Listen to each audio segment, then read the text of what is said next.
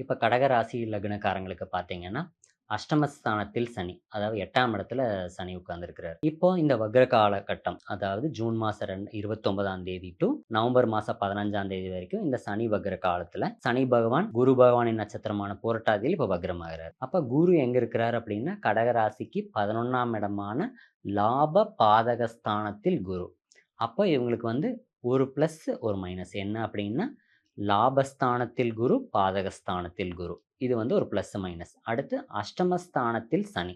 அப்ப அஷ்டம சனியும், இந்த பாதக குருவும் 2ம் சேர்ந்து, இந்த ம கடகராசி லக்னக்காரங்களுக்கு என்ன பலன தரப்போறாங்க அப்படின்னா, இப்ப வந்து குருவும், சனியும் சேர்ந்து எந்த ஒரு வீட்ட பார்க்குறாங்க அப்படின்னா, 5ஆம் வீட்ட குரு பார்க்குறாங்க. அப்போ பூர்வ புண்ணிய புத்திர குலதெய்வ ஸ்தானத்த குரு பகவான், சனி பகவான் 2ம் சேர்ந்து சுப பார்வையால இந்த கடகராசி லக்னக்காரங்கள பார்க்குறாரு.